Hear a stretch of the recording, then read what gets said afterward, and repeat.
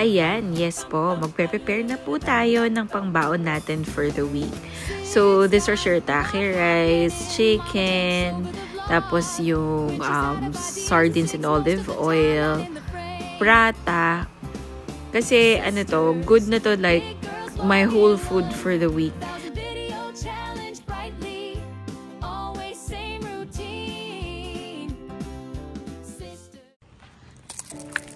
Magandang umaga. So, ayan, papakita ko sa inyo na nagbaon na ako for the whole week.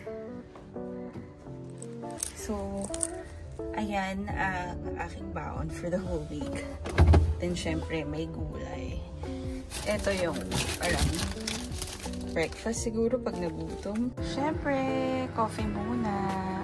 Hi! So, ayan, ito yung prata, tapos pinalot ko yung chicken breast.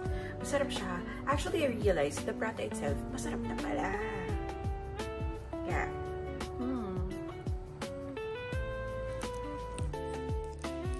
Hi mga be! So, uwi na tayo. Kinabi na tayo. Ayan, gabi na sa labas. So, kita niyo ba? Okay lang yan. Ganda talaga. Hindi ako kalayas. Ang dami ko inaasigas. At, ang dami ko basta ang kulit. Dami ko ginagawa na parang wala lang. This time, ibang kotse naman. Ibang kahapon, ano yun eh. Ay, nung isang araw, red yun, diba? Oh my God, I can't wait. Parang swerte tong lugar na to. And feeling ko, malapit na. Malapit ang ma-reach ang goals.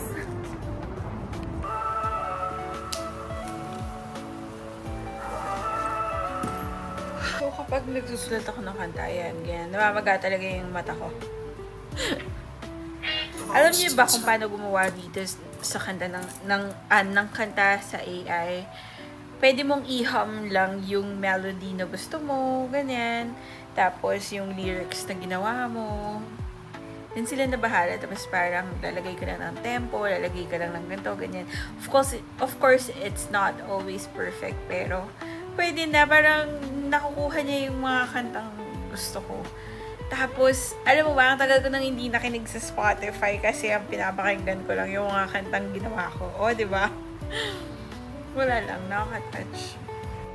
Yes, ganyan po talaga tayo gumawa ng kanta. Because it's like a freedom of expression. Parang writing lang, journaling, blogging, vlogging. But this time kasi, kapag you pour your heart out sa lyrics, tas parang may melody siya. Ayun, nakaka-touch talaga siya. I'd rather write happy songs and manifesting songs. But sometimes, I do process. Ito yung paraan ko ng pagpaprocess nung mga heartaches. Ayan. So, binabasa-basa ko pa. Tapos, tinatry kong lagyan ng hum. Iyak-iyak. Pero okay lang yan. Ganyan ang aking creative process. So, kailangan natin i-respect yan. Nakailang paulit na sa akin si Sig ng voice over. Kasi yung Besame Mucho. Parang paulit-ulit ko siyang binabanggit sa voice over ng Besame. Parang gano'n. Sabi niya, Besame. Ah, okay. Ano ang kaibahan? Parang naguguluhan na tuloy ako. Bésame mucho. Okay, one more. Bésame mucho. Bésame mucho. Bésame mucho. Bésame mucho. Bésame mucho. Besame mucho. Hanggang kinaumaga. Next day na to. Good morning. Ayan, nag-commute ako. Mukha na ba akong bruha? Okay. Let's see. Outfit check. Yeah. Siyempre, kailangan na comfortable sandals tayo pag magkakommute. Dito na lang ako pabalik later.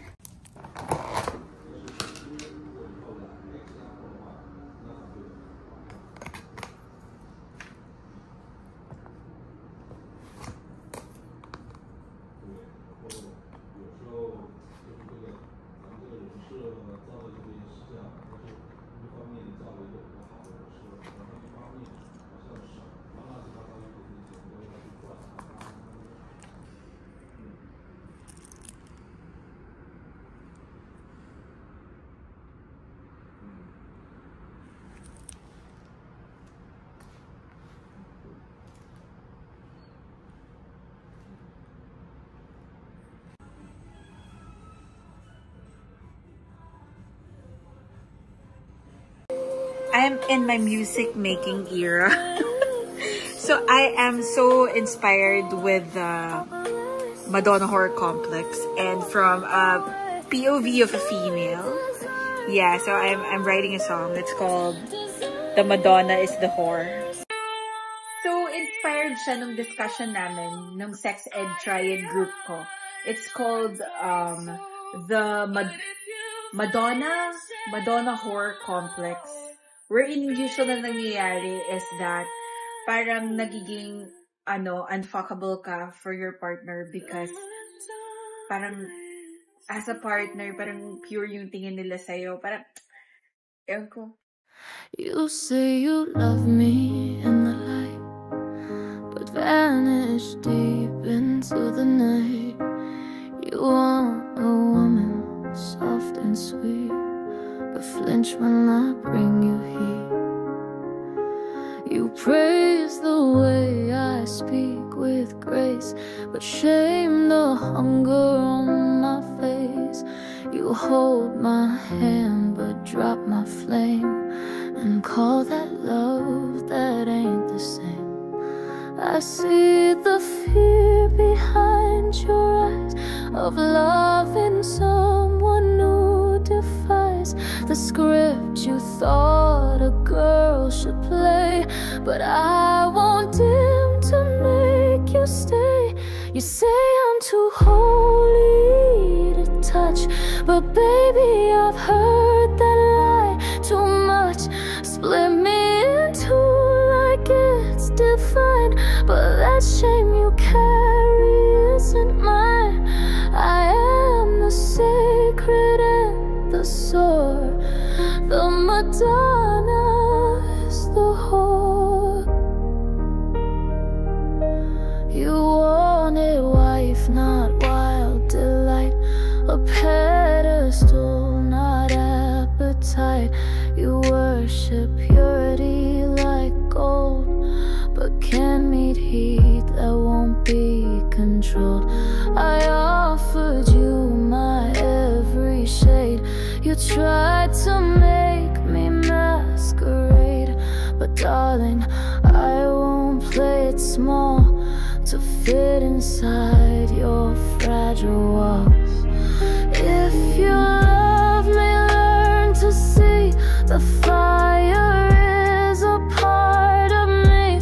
We can unlearn what you were taught. Love doesn't mean I must be bought, but if you choose to look away, I'll bless your soul and walk away. 'Cause I deserve a love that knows desire and respect can grow. I'm not too holy to be touched, not too filthy to be loved. I am the myth they tried to hide, both sinner and the sacred bride. So if you want me, love me whole, body, heart, and untamed soul. But if you flinch at all my lure, then babe, remember the Madonna is the whore.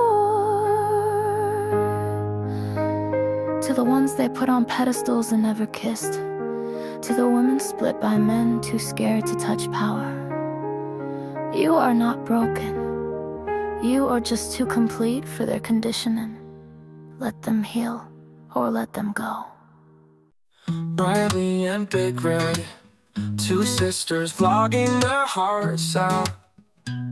They'll do the 1,000 vlogs challenge with family and friends all around.